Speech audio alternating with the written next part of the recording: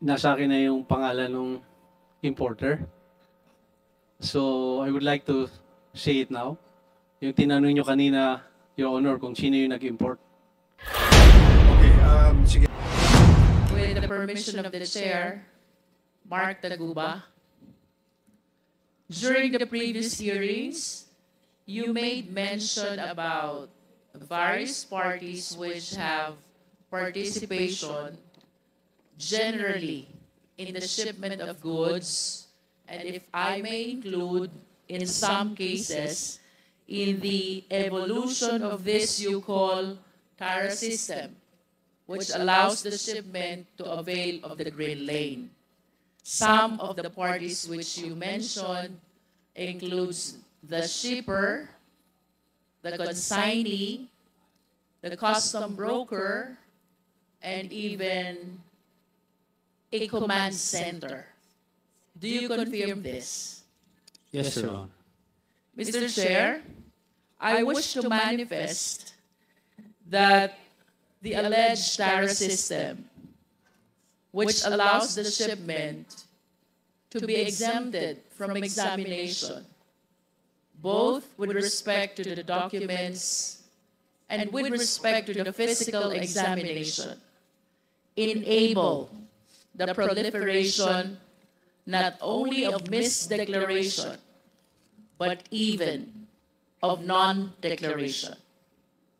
Mr. Chair, it is clear that with misdeclaration and non-declaration, the Philippine government is losing huge amount of revenue. And worse, Mr. Chair, during the interpellation, not only of Mr. Taguba, but even of Mr. Guban, the members ask, since when this TARA system and this green lane have been happening? I recall that they responded with, since time immemorial. I cannot help but imagine how much losses the government has incurred already because of this TARA system, which has been happening in the Bureau of Customs, as they say, since time immemorial. Mr. Chair, with that, this humble representation feels that the government's sovereign power is violated not only because of the losses it incurred, but even because of the laws which were violated. By analogy, Mr. Chair, this is synonymous to double jeopardy. Nalugi na ang gobyerno, winalang bahala pa ang batas ng Pilipinas. This is very alarming, Mr. Chair. And this prompts this representation to go back to the basic, to the fundamental system of the Bureau of Customs. And with that, I wish to direct my next questions to the representatives of the BOC. Please walk us through.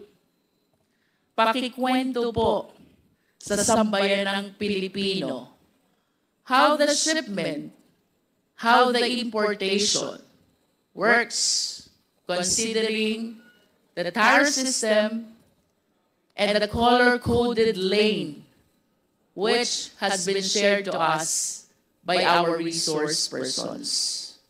Mr. Chair, may I ask our former commissioner, Commissioner Faeldon,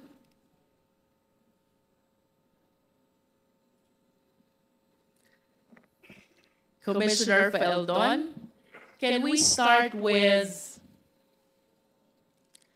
the import clearance certificate? What is this document and what agency issues the same?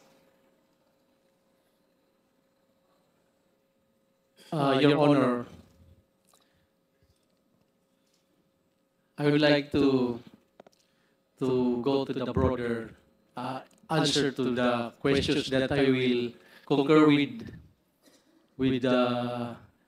Taguba and that there is Tara since immemorial. I think Mr. Chair, with all due respect to Commissioner Faeldon, but this representation wish to examine the system which is happening in the Bureau of Customs step by step as to how the shipment process goes without necessarily connecting the same to the cases where Mr. Guban and Mr. Taguba were made involved with.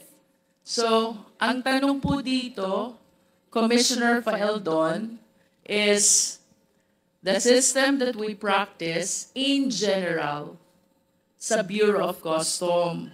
And considering that for a certain period of time, kayo po'y umupo bilang head of the agency, I wish to believe that you have the knowledge about the basic system, the fundamentals, which are supposed to be followed or perhaps being followed in the Bureau of Customs. Let's start with the import clearance certificate. Ano po ito, Commissioner? At ano pong ahensya ang nag-i-issue nito? we have the Accreditation Management Office. It's popular known as the AMO. This is the office that accredits all importers. You cannot import anything if you have no accreditation, certification from that office. So during my time, we have 12,000 combined importers and brokers. And in 6 months, I delisted 4,000 of these because we have found out that they're lacking of the requirements. Some are found to be erring. So that's the first thing I did as far as trying to control these importers. So that is where the accreditation come from the Accreditation Management Officer. They're the ones who vet those applicants for accreditation so that they can do their importation. Commissioner, can you please state again the name of the office which takes care of the import accreditation process? Accreditation Management Office. Sila po yung nagpo-proseso, nagve-vet ng accreditation ng gusto maging importer. Accredited importers and brokers. Will you confirm that if I have intention to import goods, the first step should be to apply an import accreditation? Yes, Your Honor. Without that accreditation, I cannot import goods into the country. Yes, Your Honor. Okay. You made mention about 12,000 accredited importers, which later on you deleted the 4,000s because they are remiss with respect to certain requirements. Question po, Commissioner, ano po ba yung requirements natin for purposes of importers accreditation? You have to specify in your application what specific goods you're going to import. You have to show certificate from the bank that you have deposited a specific amount that makes you capable of importing that goods. You have a verified office that can accommodate the transactions of importation, business permits, and so the usual permits that the government issues when you establish a business, Your Honor. For me to be able to inform this office, Commissioner Faeldon, mayroon po ba kayong pinoprovide na form where I should fill in the goods I intend to import? Yes, Your Honor, we have the packing list that you're supposed to submit to the customs list of those goods that you're supposed to bring into the country. Commissioner, we're still on the process of importers accreditation.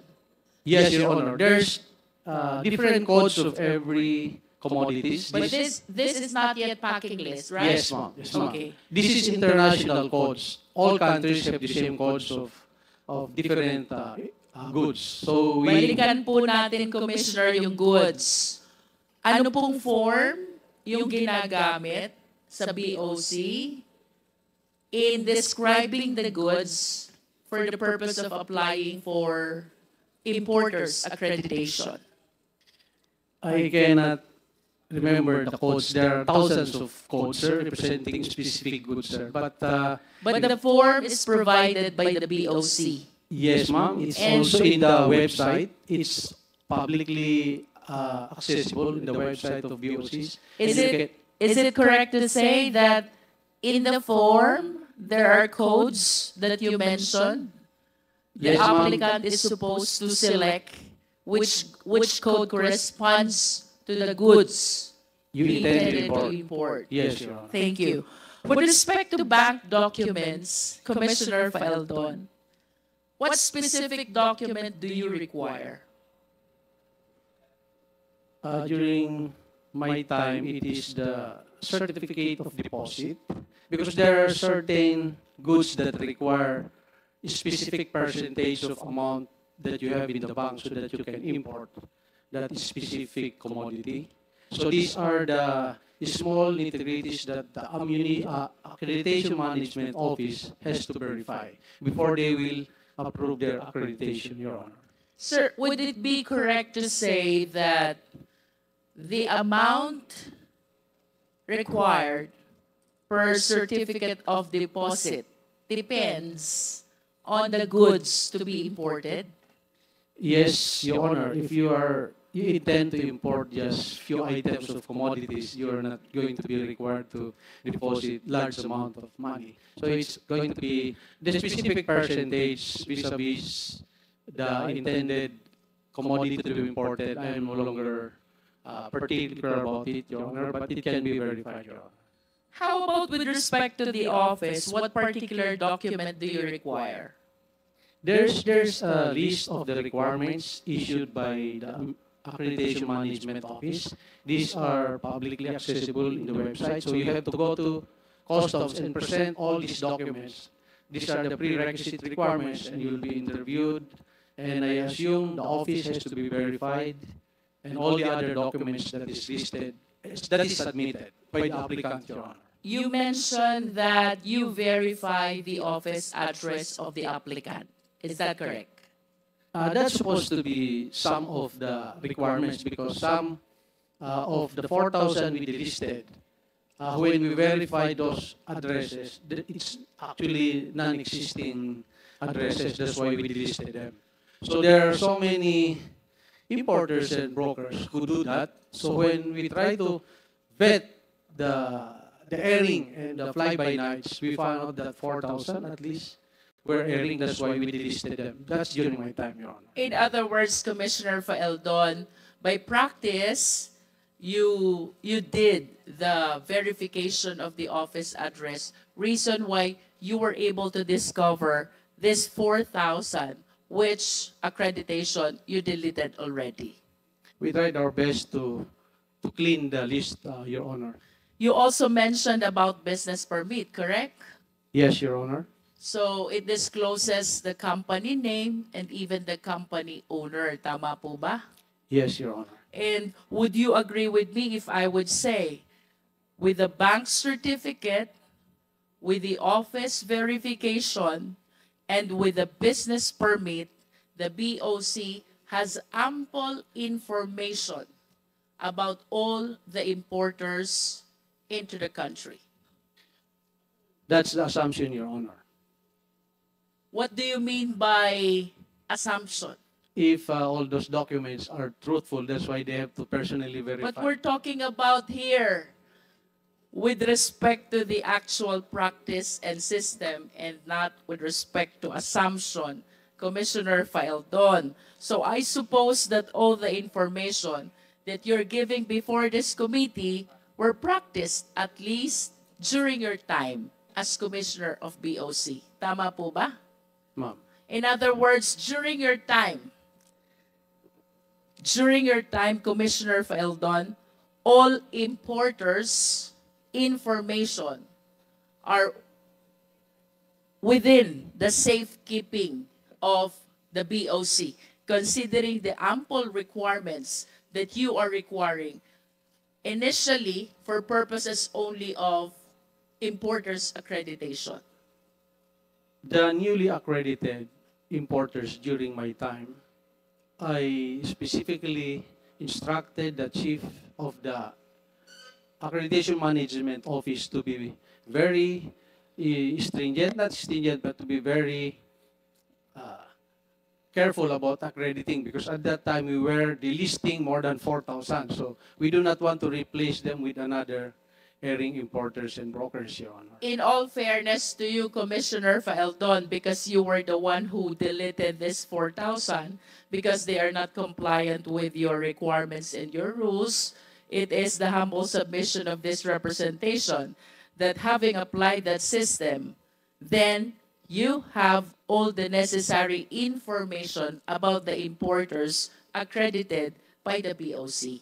That is a manifestation. With respect to the documents which you are requiring from the applicants for importation or importers accreditation, question Commissioner Faeldon. Alam nyo ang pangalan ng importer? Of course. Hindi po.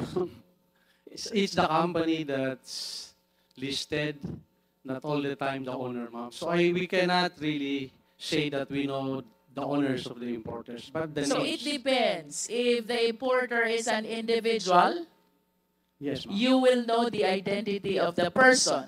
The AMO office may know, Your Honor. Okay.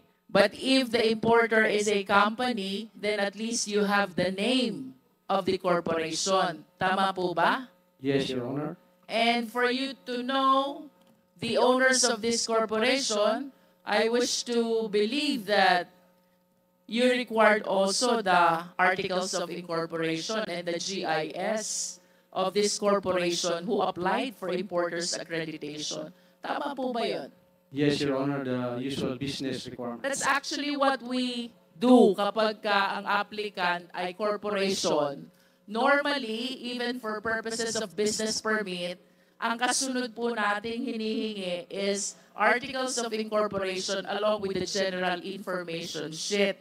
Do you agree with that, Commissioner Faeldon? Yes, Your Honor. O balikan ko po yung first question ko. You have the means to know kung sinong importer, whether he's an individual or a corporation, considering the documents that you are requiring during the importer's accreditation process.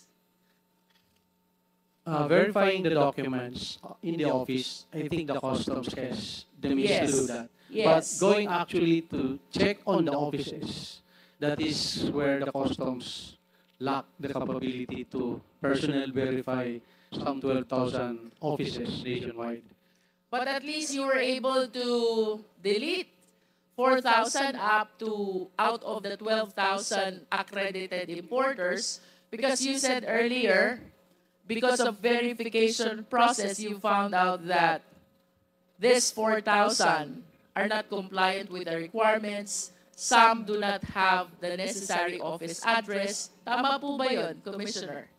Yes, ma'am. And some of those who were delisted were frequent violators of import laws. So I checked on the database who are importers and brokers who have violated some importation laws in the past, and I immediately included them on the list to be delisted in our accreditation, Your Honor. So that's another parameter why we delisted them, Your Honor. Either kulang ang requirements or nagkaroon ng previous violation.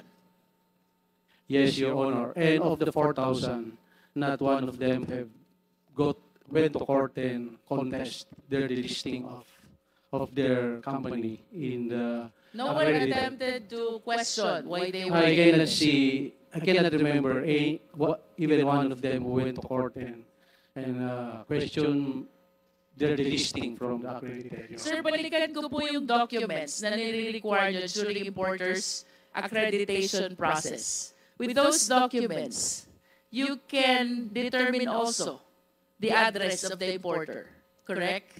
Yes, Your Honor. With those documents, you can determine also the contact details of the importer, correct? Yes, Your Honor. And with those documents also, you can determine also what type of business does the importer conduct. Yes, Your Honor. And you can also determine the affiliations of this importer. Outrightly, I suppose the AMO should be doing a due diligence, AMO office, in checking the affiliations of this, or this applicant has been previously delisted, a company under his name or her name has been previously delisted. Those are the assumptions that the AMO office has to do due diligence in checking those circumstances, Your Honor. And with those documents, sir, definitely we can determine also the nationality of the importer. Of course, because Yes. there should be In a conclusion, nationality sir. written under the SEC or DTI registration, Your Honor. In conclusion, Mr. Faeldon, if I am an importer, generally speaking, it is very difficult to hide basic and important information from the Bureau of Customs. Do you agree? Yes, Your Honor. Thank you. I wish to direct my next question still to the BOC. Commissioner Faeldon, are you aware of this shipment number MCLU 61881? I'd like to request Your Honor to please refresh my memory.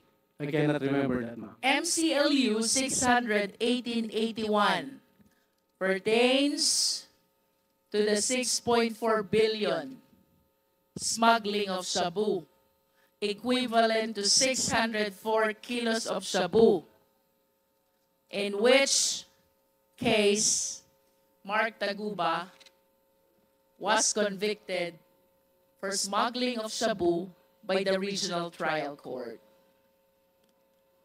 That is MCLU 61881. Kanina po, Commissioner, you said, you admitted with the documents which are being required during importer's accreditation, walang kayang itagong information ang importer sa inyo.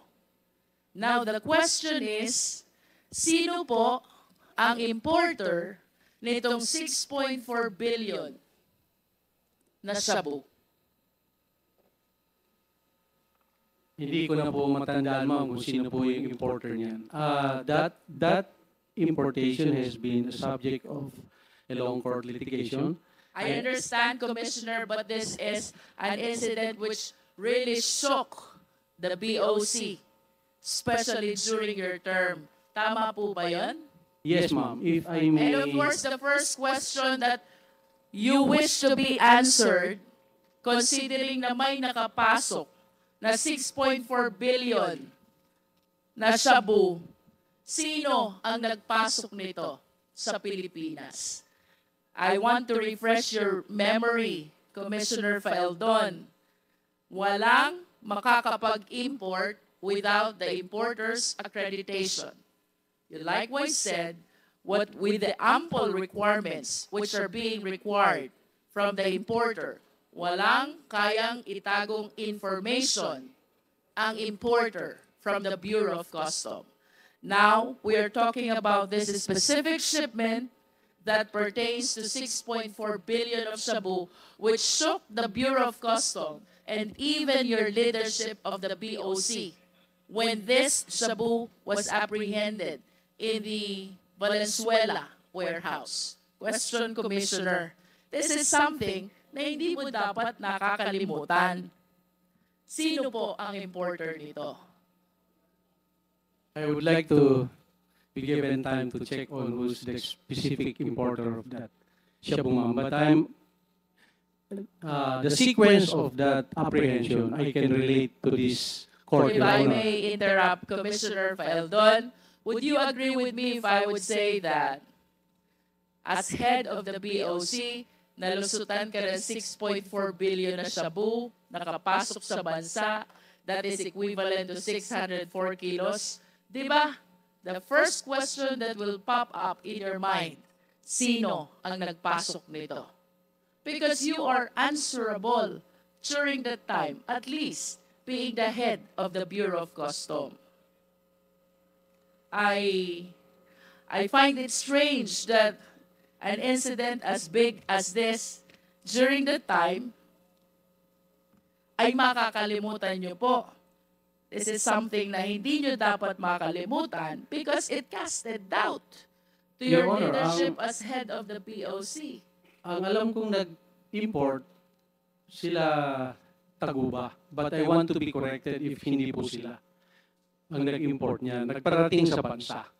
Yung importer mismo, in the packing list, because this is, ma'am, if I be given just 1 minute to explain this, so that you are correct, ma'am, the nation has to know the truth about this. You may agree or disagree with me, ma'am, but please give me a chance to. Because this has been tackled by the nation in 2017. This importation, ma'am, the existence of a possible shabu that came into the country was relayed to us by Chinese customs. I received the information 10 o'clock in the evening. By 2 a.m.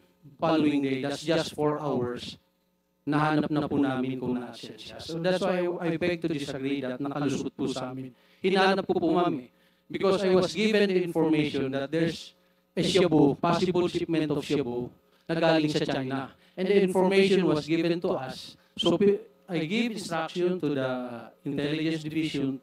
I gave them the information and they look for it. So that is how this shabu came in. At nahanap po namin, ma'am, not a single kilo went to the streets. I think yung sinasabing nalusutan, yes, I take the responsibility since 2017. But if you read the Customs Modernization and Tariff Act, there's a clear delineation of the tasking of the commissioner and the customs collector.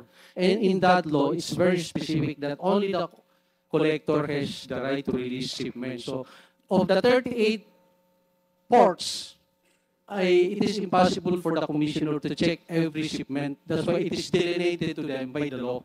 The verification and authority to release all those shipments does not rely on the commissioner anymore. It is now on the individual port collectors. So, but when I received the information that there is a possible importation of shabu that passed through customs, it took us 4 hours to locate that, ma'am. And I want to take that as something that I did good, contrary to the perception that I let it go. I did not let it go, Your Honor. Commissioner Faeldon, let me complete the context of my question. When this representation made use of the term nalusutan, nahuli niyo yung shabu, pero hindi niyo nahuli yung importer. And today, I am asking you, sino ang importer? You cannot even say an information which is supposed to be highly important because of the huge amount of prohibited drugs which were apprehended by you. Hindi ho ba quite strange yan na hindi nyo matandaan or perhaps you didn't bother to check sino po ang importer nito? For me, Commissioner Faeldon, it is not enough that you apprehended the shabu. You should have arrested the people responsible for the shipment of shabu as well. Kung parehas nyo pong nahuli, yung shabu at yung tao, you might be correct. Hindi po kayo nalusutan. Pero nahuli nyo yung shabu, hindi nyo nahuli yung tao, I hope, with all due respect, you will understand why I use the terminology nalusutan ang BOC. Yes, Your Honor. So let me go back to my question, Commissioner Feldon. Would you like to- Mr. Chair, in indulgence of Congressman Luis Tro, hindi yata sinagot ni Commissioner Peldon kung sino yung importer. Please tell us kung sino yung importer. I will tell you immediately after I get the name, Your Honor. I do not want to be saying person here na hindi pala siya. I want to make sure that siya po yun, sir. I am asking someone to... Then you do not I even will know verify right to- now? You're not even sure right now? Ba, pambira naman buhay ito. You should be sure right now kung nakahuli kayo ng ganyan. Hindi nyo alam kung sino yung importer? Sir, gusto ko lang sana ma-verify talaga, sir. Kasi Well, you I cannot remember your the own specific name anymore, sir. So, Because look you'll be accountable to this. Nakahuli kayo na siya po inamin mo. Pero hindi mo alam kung sino yung importer. sir, within the day, within this hearing, I will name kung sino po yun, ma'am. I just want to make sure that Thank you, Mr. I will Chair. get Thank the you. correct name. Your Honor. Congresswoman Luis Tro. Mr. Chair, if I may continue. Sir, medyo naputol po tayo dun sa importers accreditation. Let me continue that line, Commissioner Feldon. Kung meron na pong importers accreditation, then the importer can actually start facilitating the process. Tama po ba? Yes, Your Honor. And what importation documents need to be submitted this time to the Bureau of Customs? There's a packing list that's supposed to enumerate the items and the quantities of these commodities to be imported from other countries. Aside from the packing list, sir, ano pong documents pa ang dapat isubmit sa BOC?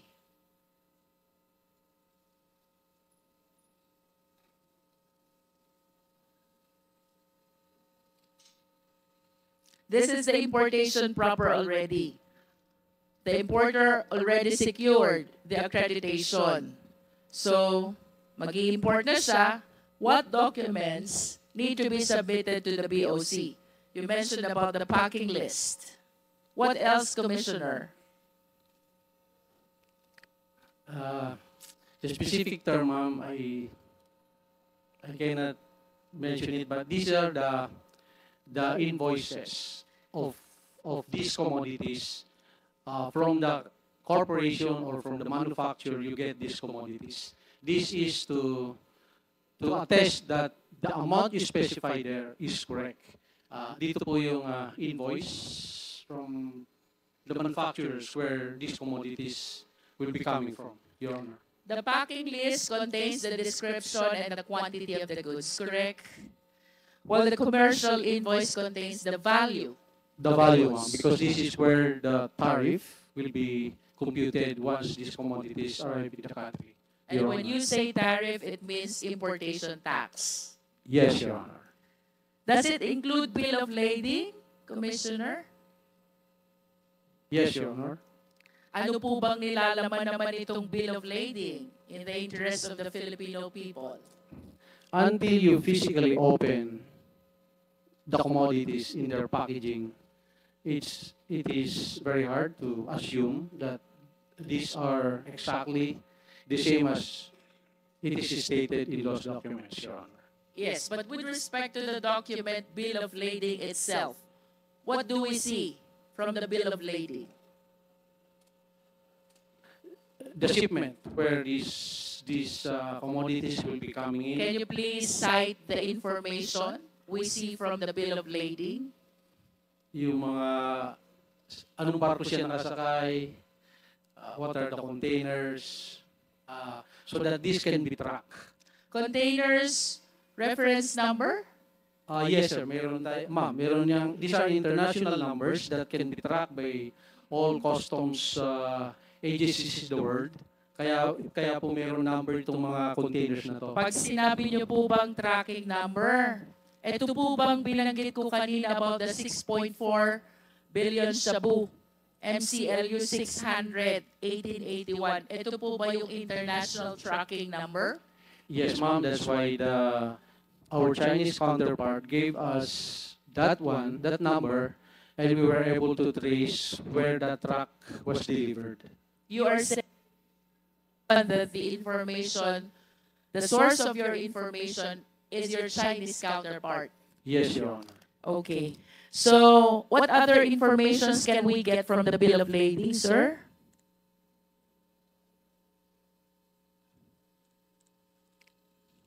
We have the international tracking number. I suppose we can see from the bill of lading the name of the shipper, the Yes, name of ma'am. the importer. The date that's supposed to the arrival of this How about commodities in the the country. country of origin, Exactly, ma'am. It's part country of of it. destination, Yes, ma'am. the port of unloading, Yes, ma'am. the consignee, Yes, ma'am. and the shipping line? Yes, ma'am. Can we determine through the bill of lading also the people facilitating the shipment here in the Philippines, apart from the importer, like for example, custom broker? The brokers.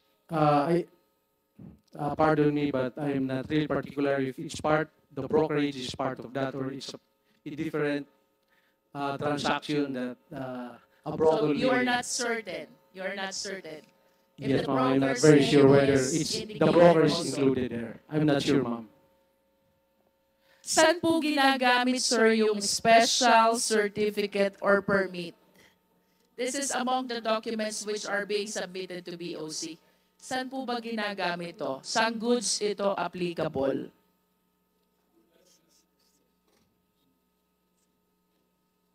Or what kind of importation requires special certificates or permit? I think some government importation. For example po, The importation of some government requirements that does not require payment of tariff, they may have different and special importation permit, Your Honor. can we cite as example firearms and ammunitions if the Philippine government, for example, is importing some? Yes, Your Honor. Ano po yung special permit na tinutukoy doon? The specifics of the permit, I cannot, And that permit is issued by the Philippine government?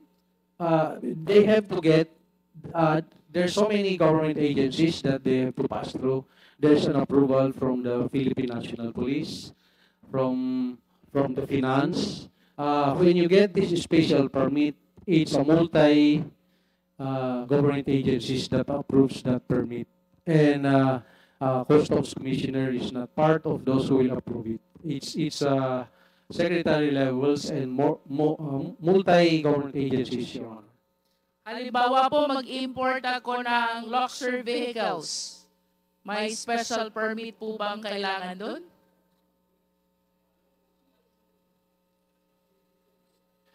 I would like to report back to you, ma'am, if importation of luxury is required to have special permit. But second-hand luxury, not allowed, definitely. It's except when there's specific, I don't know if there's specific law that allows importation of second-hand or slightly used luxury. But I would like to revert back to you, ma'am, if importation of luxuries requires special permit, Your Honor. How about if I will be importing high-end branded garments or bags? Special permit required din po ba? I think the brand owner has to have a certificate that this specific, let's say, Hermes, are we talking about? Yes. They have to certify that these are genuine. So the certification being referred to here is issued by the company of the high-end brand. Yes, ma'am, because if this brand came into the country without those certification, they are subject to apprehension, Your Honor. I have this information that among the importation documents also is the classification of goods. Do you confirm this? Yes, Your Honor. And among the classification of goods, kasama po dyan yung general merchandise? Yes, ma'am. Diyan yung general merchandise po, yun yung medyo magulo kasi there's so many commodities that's classified general merchandise. So diyan po tayo nagkakaroon ng maraming problema sa ating PO. Sa ating Can you please enlighten us, Commissioner? Ano po ba yung problemang na-generate nitong classification ng general merchandise? mag-import ng, let's say, mga non-branded sapatos, mga damit, pero kahaluan na yan ng kung ano-ano na high-end commodity or prohibited commodities. Usually, doon sa general merchandise, tayo nagkakaroon ng problema. So, pinapasok na nila doon yung mga kontrabando. So, hindi siya nakalista doon sa packing list nila. Talagang doon sa general merchandise, yun po yung madalas maabuso ng importer. And the brokers, sometimes the brokers, they really don't care kung ano yung laman ng containers. So, yan po yung nagkaroon tayo ng, that's where the corruption and so many other problems come into play, yung sa general merchandise. Commissioner, I will go back to you. Mr. Taguba, I remember during your previous testimony, you made mention of general merchandise in relation to Tara system. Can you enlighten us on this? Your Honor, yung general merchandise po, iba-iba po kasi may-ari nun. So, Iba-iba ang may-ari. Opo. Yung isang container, pwedeng may footwear, pwedeng may kitchenware. So, iba-iba.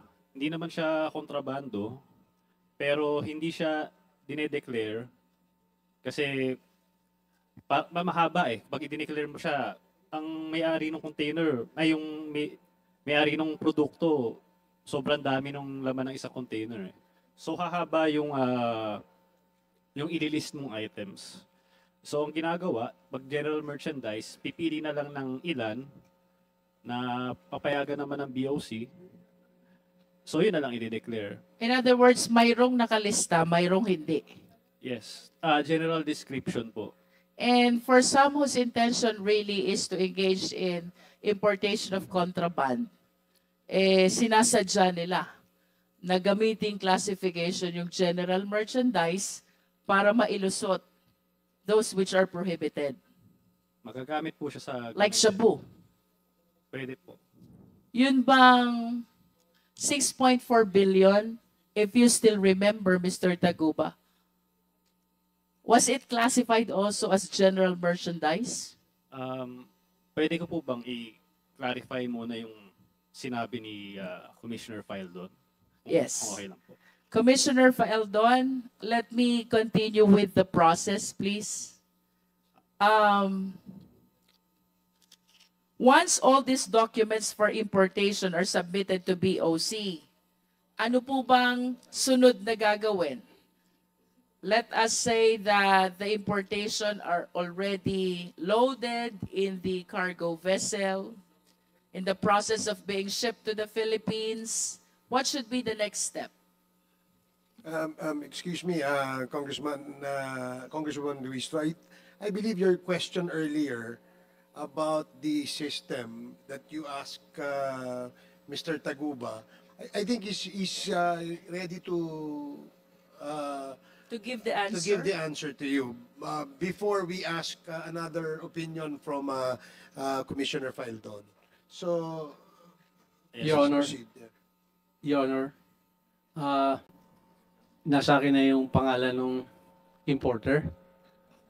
So, I would like to say it now. Yung tinanong nyo kanina, Your Honor, kung sino yung nag-import. Okay, sige, ito muna. You hold on to your horses, Mark. Let us listen first to Commissioner Faildon. Sige, Commissioner.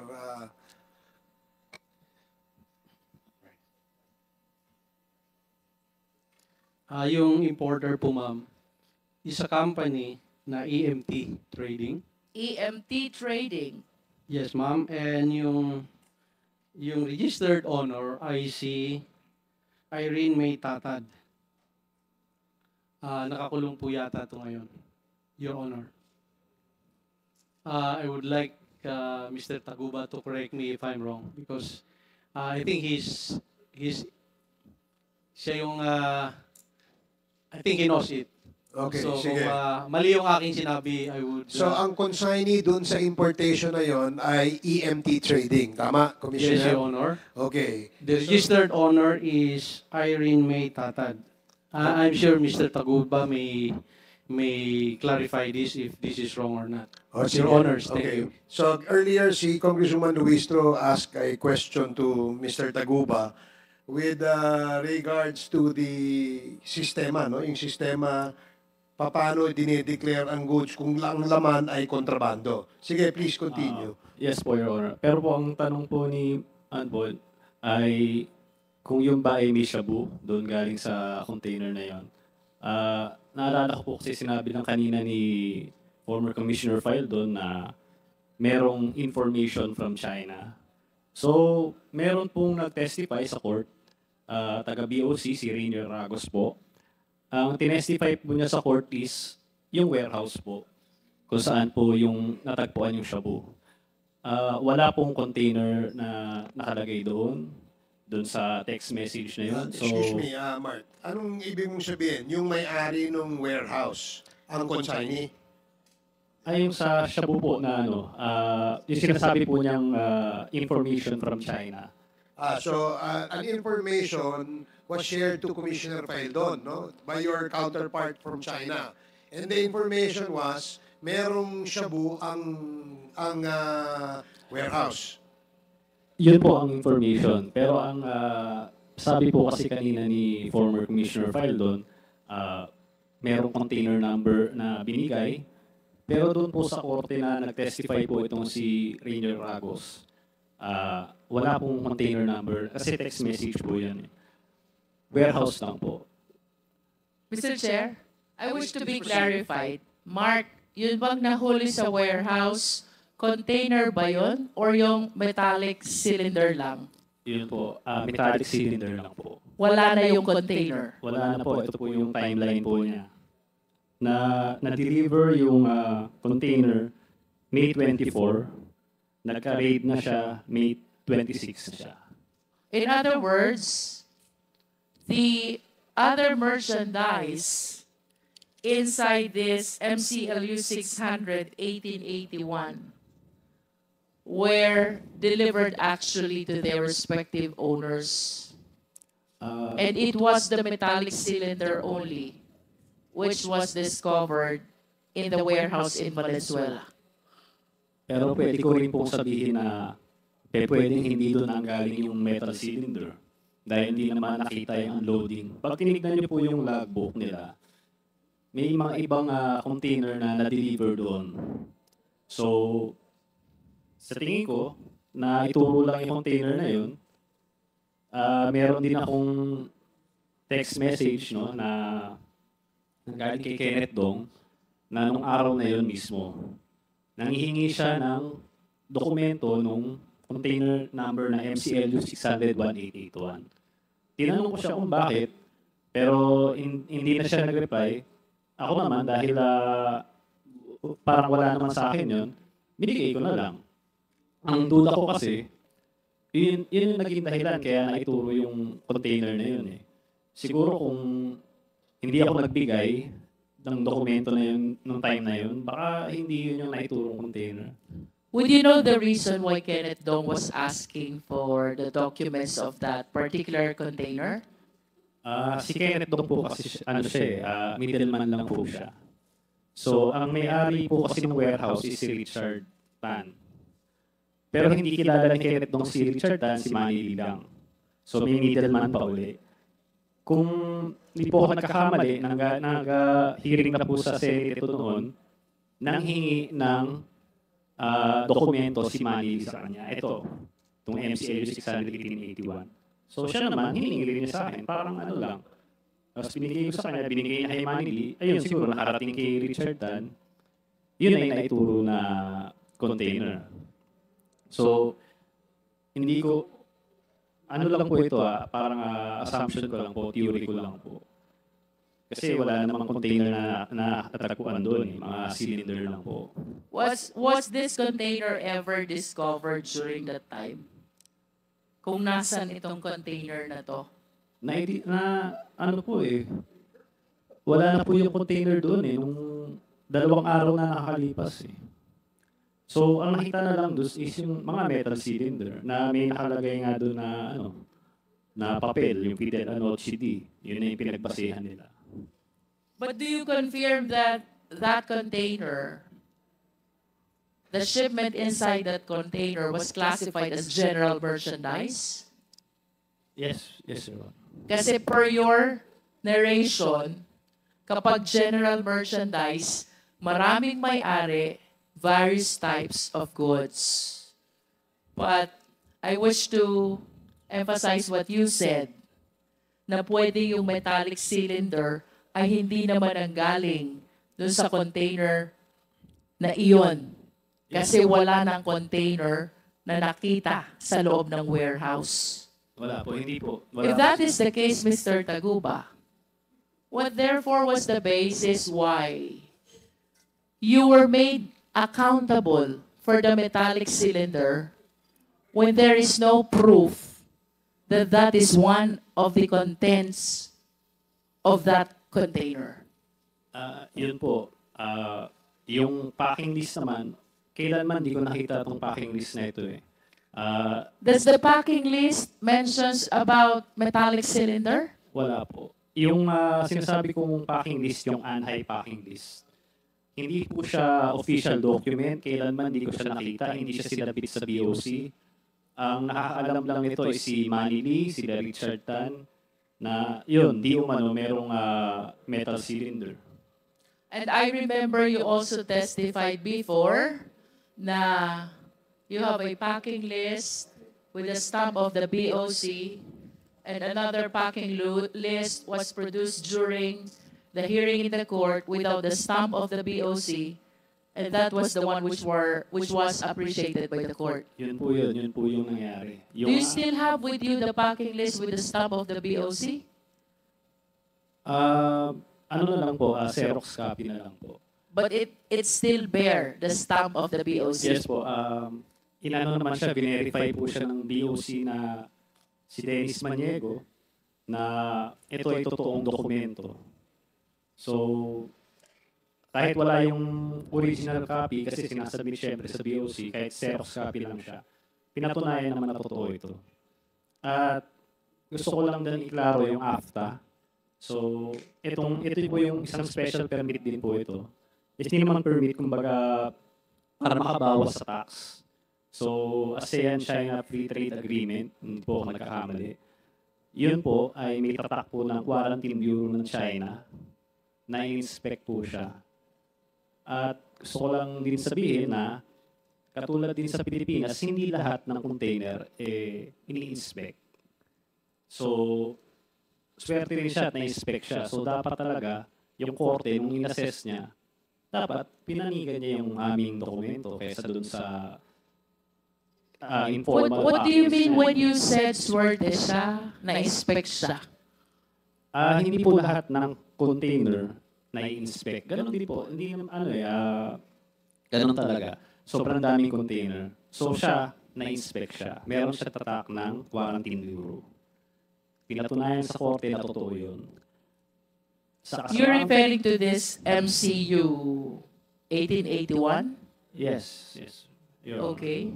And then? Sa kasamaang palad, ang pinanigan ng korte is yung ANHI packing list, na informal packing list na hindi naman sinabit sa Bureau of Customs. So, yun, hanggang ngayon, nilalaban namin yun. Nag-motion for reconsideration kami with motion to inhibit. So, you anchored one of the arguments where you anchored your motion for reconsideration is the non-appreciation of the packing list with the stamp of the BOC. Yes. Pinaka-number 1 po. Mr. Chair, may I continue? You have 2 minutes.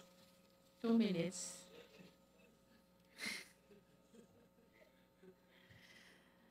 Commissioner Faeldon, I recall there's such a thing as declaration of goods with the BOC.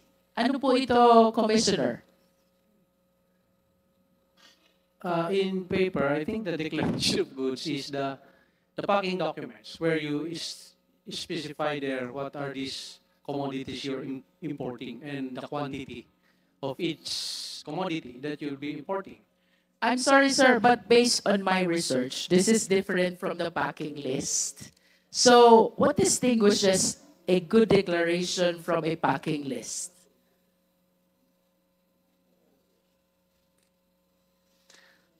Based on my information, ito daw pong good declaration na ito ay isinasubmit sa BOC within certain number of days before the arrival of the shipment.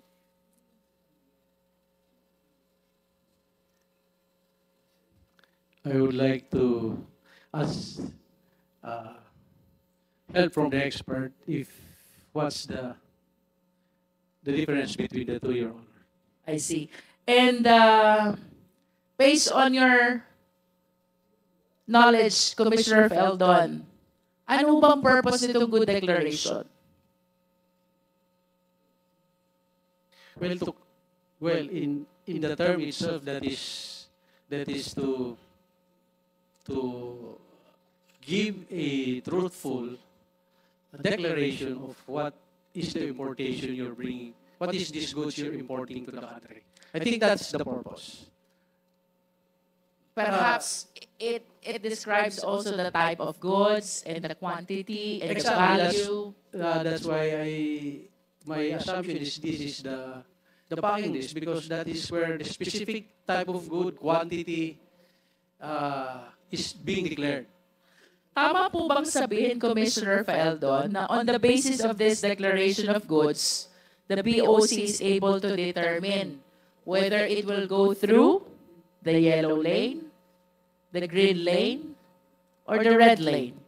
Does this good declaration have something to do with the lane where the shipment will go through? Yes, ma'am. There's an office in the customs that does the vetting of those declaration of good. It is our risk management office. Once all those documents were submitted to the customs, they will start to run that into our system, whether this importation will pass through the physical inspection upon arrival in our ports, or X-ray, or will go to the fast lanes. So it's another office that does the vetting of those actual importation. Our office is called Risk Management Office, Your Honor. Let me go back to Mr. Taguba. Is it on this stage that the process or the system in the BOC is being manipulated by the TARA system? Yes. Yes, Your Honor. And which office is responsible to determine under which lane the shipment must go through? Yung mga, ano po ba yan? Mga yellow lane, red lane, green lane. RMO po ata. Anong tawag po sa opisina? RMO. Ano pong ibig sabihin ng opisina na yon? Risk Management Office. Kung di po ako nagkakamali. So this is the same risk management office that was mentioned by Commissioner Feldon. Mr. Chair, considering the vital information, I believe, which can be shared by the RMO with respect to the alleged manipulation of this yellow lane, green lane, red lane in relation to the TARA system, I humbly move that we invite for our next hearing the head of the Risk Management Office of the BOC.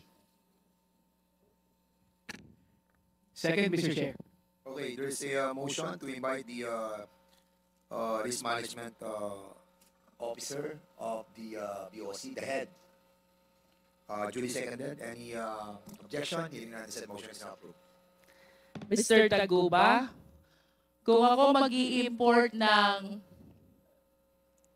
firearms and ammunition, but I will be enrolling myself in the TARA system, alleged by you. So mapupunta ako sa green lane, exempted ako from document inspection, exempted ako from physical examination, malulusot ko ang firearms and ammunitions without knowledge at all of the BOC. Well, unang-una, hindi po ako papayag na magpasok ng ganyan. That is only an assumption. That is a hypothetical question. Pero, yes po, Your Honor. Yes, because you said the reason why you enrolled yourself to what you allege as Davao Group is to be able to avail of this TARA system, which, as described by Mr. Guban, has been existing in BOC since time immemorial. And the significance of this TARA system, kapag nag-green lane ka, exempted ka sa document inspection, exempted ka din sa physical examination. Do you confirm that? Yes, sir. Pwede po bang dagdagan yun? Hindi naman po, katulad po ng sinabi niya, time immemorial po, nandiyan na po yung TARA. Hindi po naman namin ginusto na pasukin yung TARA system na yan. Kaya naman ginagawa yan, syempre, yung mga negosyante, kung makakabawas ka ng babayaran, gagawin mo. Lalo na kung ito mga nagko-consult. For some, yes. Ito pong But nagpapakonsult. for some, there is intention really to bring in contraband. Yung iba ang gusto magtipid lang. Pero yung iba, chances are, the intention really is to bring in prohibited items. Would you agree with me? Yes, Your Honor. Pero katulad po ng sinabi ko, paano naman yung mga maliliit na nagnenegosyo? Kung yung kalaban nila na nagnenegosyo din, dumadaan sa TARA system, sila naman hindi. Paano nila maibibenta yung mga produkto nila na hindi nila kayang tapatan yung presyo ng mga taong yun? That is just a portion of a bigger perspective, Mr. Taguba. I am more alarmed about the national security of the country, considering the manipulation of the entry of goods inside the country.